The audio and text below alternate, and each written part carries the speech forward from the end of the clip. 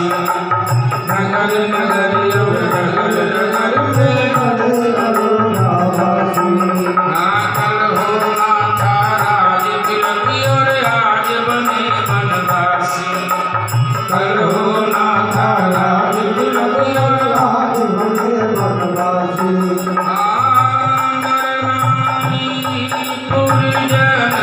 प्रिय बंधु नर नारी पुरजन प्रिय निर्वाते छोड़ चले आज हमारे राम अयोध्या छोड़ चले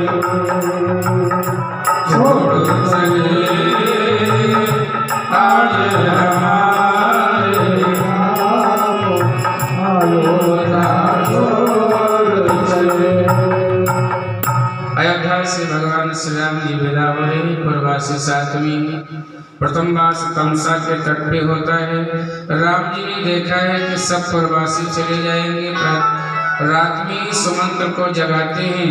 बोले रथ को ऐसे लेकर के चलो कि किसी को कुछ ज्ञान न हो कि रथ कहाँ गया।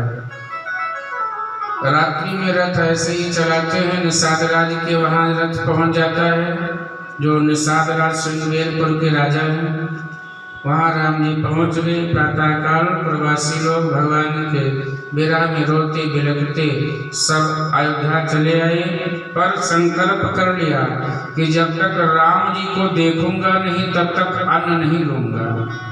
राम दरस हित नेम व्रत लगे करन नर नारी। नर नारी ने नियम और व्रत ले लिया कि जब 14 वर्ष बाद राम जी आएंगे अन्न तभी लूंगा।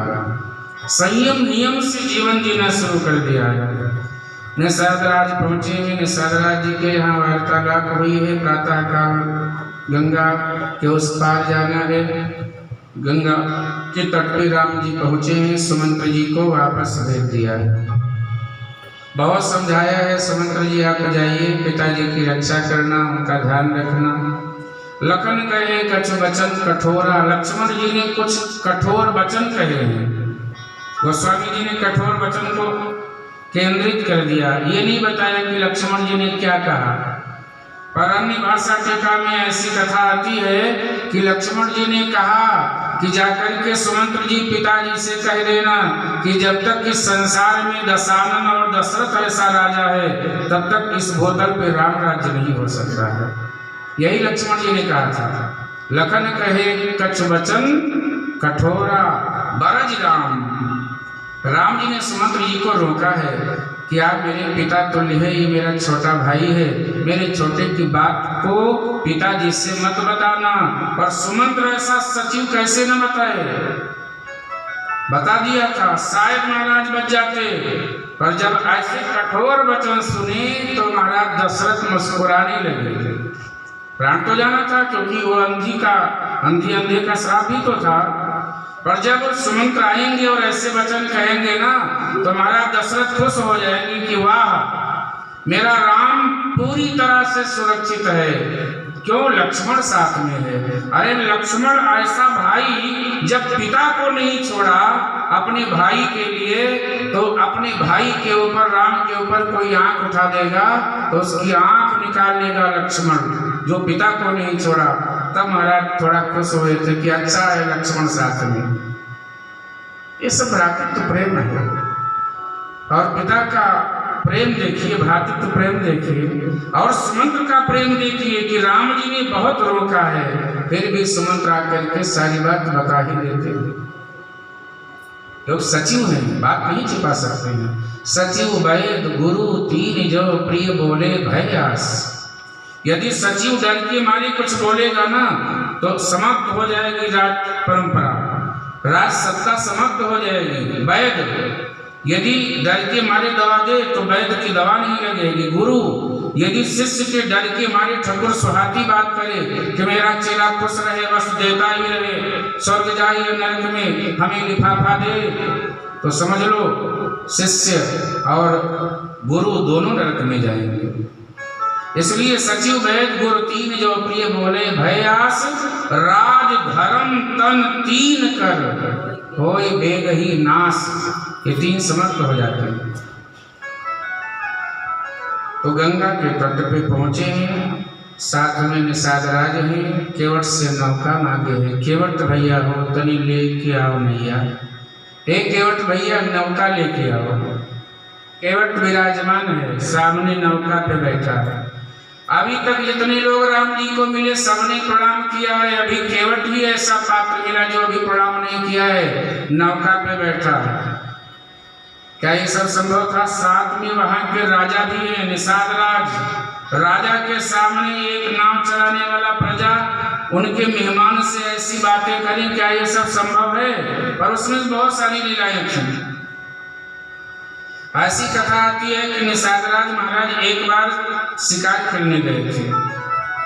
केवट लकड़ी को चुनने के लिए गया था। निषाद राज महाराज को प्यास लग गई, पानी पिला दिया निषाद राज को। तो केवट से निषाद राज ने कहा कि समय आने पर तू मुझसे वरदान मांग लेना, तुझे हम वरदान दे देंगे। आज जब केवट को पता लगा कि राम जी आए हैं, गंगा पार करेंगे, तो नौका तो बहुत है, किसी भी नौका पे बैठ के जा सकते थे। आके पहले ही शाम को केवट ने 2 वरदान मांग लिया। सारा खेल 2 वरदान का है। क्या मांगा? एक तो ये वरदान मांग लिया कि महाराज कल कोई भी नौका नहीं चलाए, गंगा के घाट पे केवल एक नौका रहेगी, वो मेरी। ऐसा आदेश पारित कर दो। निषाद ने कहा ठीक है, दे दिया, जाओ आदेश पारित। दूसरा ये वरदान दे दो कि मुझे पता है कि आप भी साथ में रहोगे, मैं कुछ भी बोलूं आप नाराज मत होना, आप चुपचाप खड़े रहना। बोले ये तो तूने बड़ा जबरदस्त वरदान मांग लिया। और ऐसा ही हुआ। प्यारे बट खड़े हैं राम जी, लक्ष्मण जी, जानकी जी, निषाद राज विराजमान खड़े। और राम जी ने नौका मांगी। मांगी नाव न केवट आना, काई तुम्हारे मरम में जाना, काई तुम्हारे मरम में जाना। चरण कमल रज कहूँ सब कहाई, चरण कमल रज कहूँ सब कहाई। मानस करन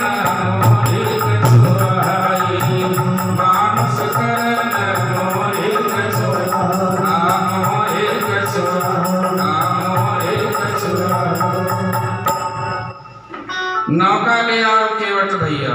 यहाँ कई लोग इस अर्थ की चौपाई का अर्थ का अनर्थ कर देते हैं। कई लोग ऐसा कहते हैं कि मांगी नाव ना केवट आना। राम जी ने नौका मांगी, ये तो अर्थ का अनर्थ है। गोस्वामी जी ने इस बात को प्रमाणित कर दिया है कवितावली में कि नौका मांगी है राम जी ने। नाम अजामिल से खलकोट, अपार नदी भव बाढ़त बाढ़े, जो सुमिरे गिरमेर सिलाकन, होत अका अजाखुर बारिद बाढ़े।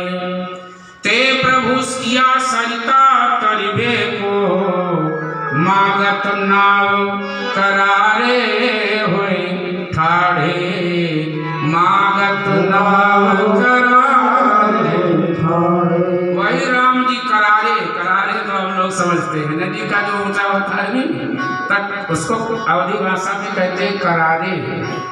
राम जी उसी करार पे खड़े हैं और नौका मांग रही है। मांगत नाव करारे हुए ठाढ़े। केवट ने कहा कि महाराज नौका नहीं मिलेगी।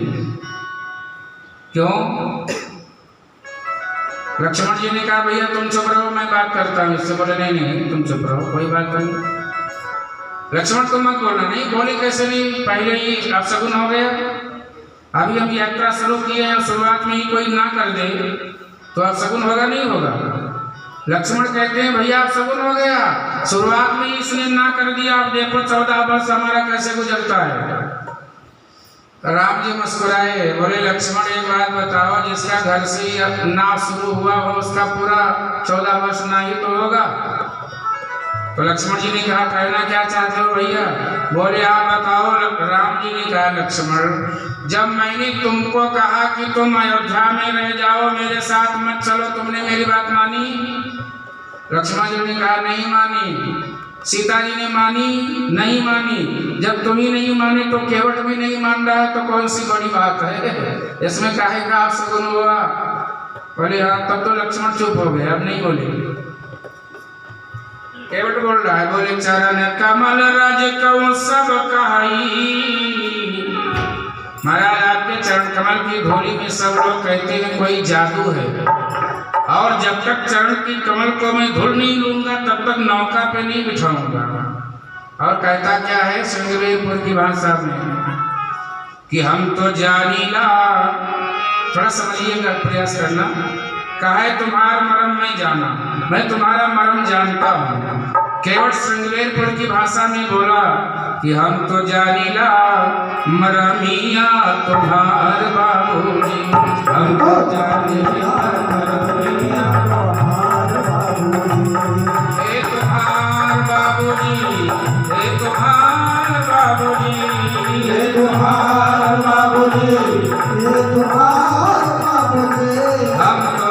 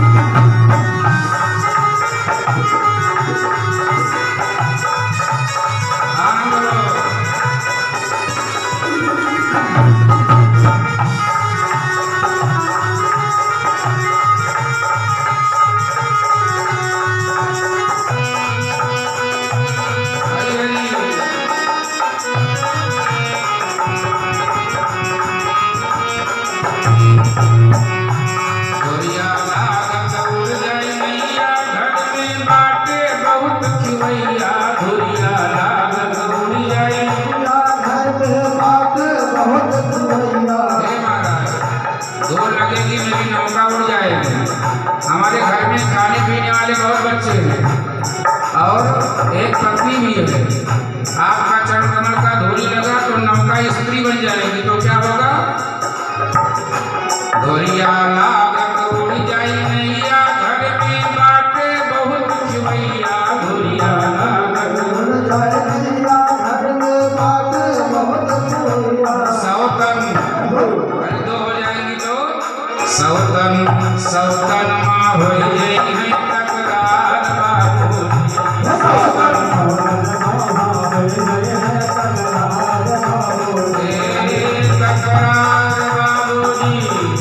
तकरार बाबूजी, तकरार बाबूजी, तकरार बाबूजी, तकरार बाबूजी, हम तो जानी हमारा मियां तुम्हारा, हम तो जानी हमारा मियां तुम्हारा, हम तो जानी हमारा मियां तुम्हारा। केवट भगवान को कह रहा है बाबूजी, ये श्रृंगवेरपुर की भाषा है, वहाँ आज भी बाबूजी कहते हैं, हम आपके रहस्य को जानते हैं। राम जी बोले काय का रहस्य है, बता दो भैया। बोले बस इतना सा, चरण कमल राज सब कहाई, चरण कमल को धुलवा लीजिए, नौका पे बैठ लो।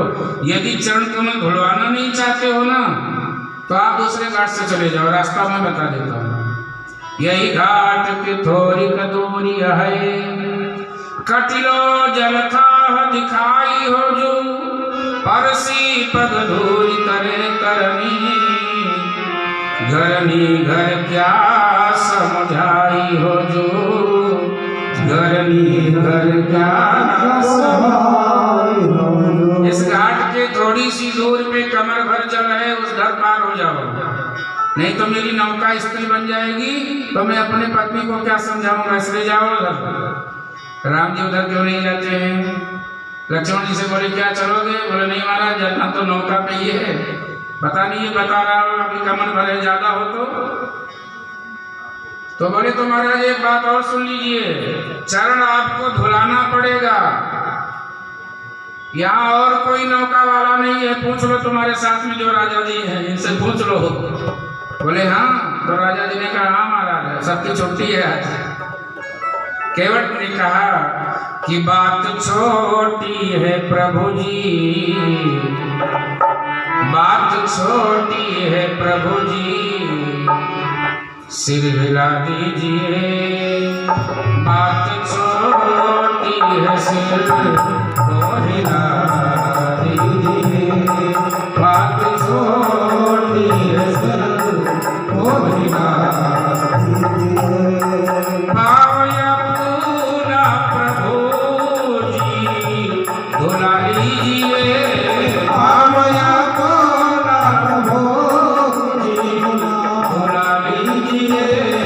बात छोटी है सिर को हिला लीजिए, बात छोटी है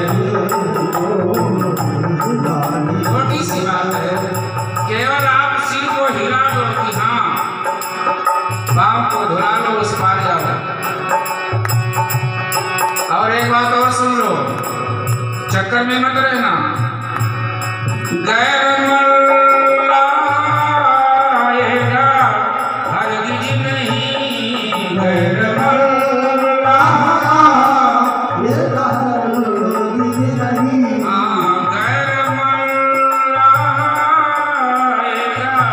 हरगिज नहीं, गैर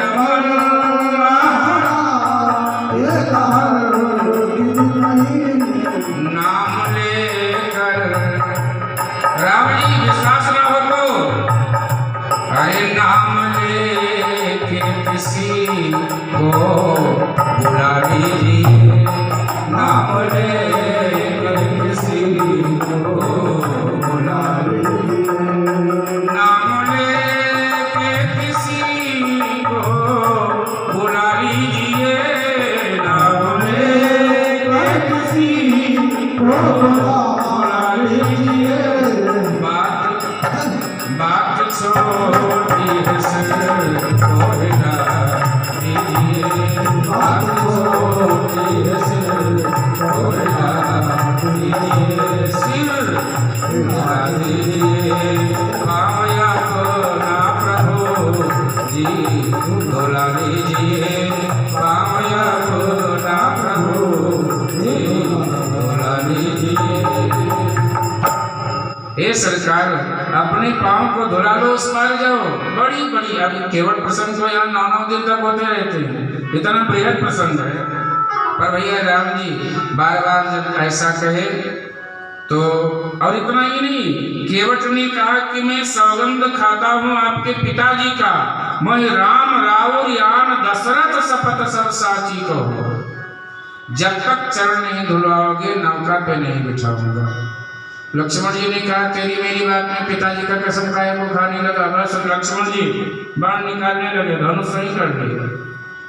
केवट ने जानते हो क्या कहा कि बारो तीर मारहि लखन पे, मारो मारो भैया लक्ष्मण मार दो, मुझे मार दो। अरे इससे बढ़िया बात क्या होगी कि मेरे प्राण जाएंगे तो गंगा के तट पे और मेरा सांवरा निकट हो, सब कोई यही तो कहता है। इतना तो करना मेरे स्वामी जब प्राण तन से निकले, मेरा सांवरा निकट हो जब प्राण तन से निकले, इसलिए आप बाण मार दीजिए और मेरे प्राण ले लीजिए। तो लक्ष्मण जी को लगा कि ये बाण मारने वाला व्यक्ति नहीं है, इसको मारो भी मत, इसको मारना ठीक नहीं है।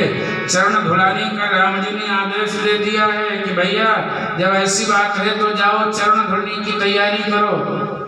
बोले बेगिया जल पाय पखारो, बेगिया जल पाय पखारो, केवट राम रजाय सुपावा, केवट राम रजाय सुपावा, पानी कठोरता भरी ले आवा, पानी कठोरता भरी ले आवा, भरी ले आवा, भरी ले आवा।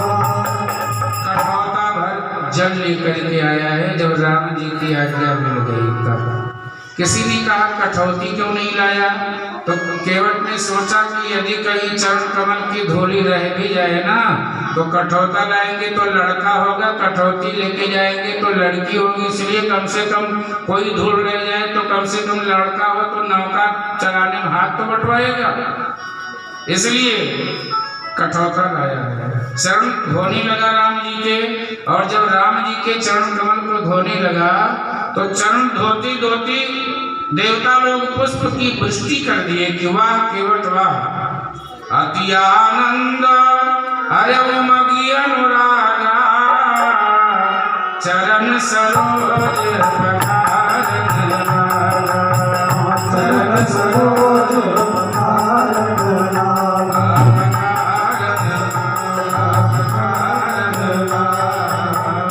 अति आनंद उमंग अनुराग, अति आनंद हुआ है, अति उमंग हुआ है, अति अनुराग हुआ है। केवट राम जी के चरण को धोने लगा, देवता लोग पुष्प की वृष्टि कर रहे हैं। जब एक चरण धोए दूसरा चरण रख दिए, धूल लग जाए फिर दूसरा धोने लगे, ऐसे करते करते राम जी थक गए। तो बस 2 मिनट, तो राम जी के चरण धोने में देवता लोग पुष्प वृष्टि कर रहे हैं, और जब राम जी थक गए तो राम जी ने कहा केवट ऐसे ही चरण धोया जाता है, एक धो रहे हो दूसरा धो रहे हो। बोले क्या करो महाराज, एक रख देते हो तो धूली लग जाती है, इसलिए दूसरा हमको फिर उसको धुलना पड़ता है। तो बोले तो ये कैसे लड़ाई बंद होगी। बोले दोनों चरण अपने चरण हमारे हाथ में रख दो, धूल तो लिया ही, और इसके बाद में यदि गिरने का डर है तो दोनों हाथ मेरे सिर को पकड़ लो। आज देखो भगवान के चरण केवट के हाथ में है, राम जी के हाथ केवट के सिर पे हैं, इतना धन्य हो गया है। बोले रामभद्र सरकार की। इस बात के पीछे ताली बजी पर इधर कम जरा जोर से राम जी का चरण धो रहे हैं। और अब नौका पे बैठे, जब नौका पे बैठे तो उस पार पहुंचाने जा रहे, उसके बीच में हमारे महामंत्री जी आपको कुछ स्वागत समारोह आदि करवाएंगे, ये सब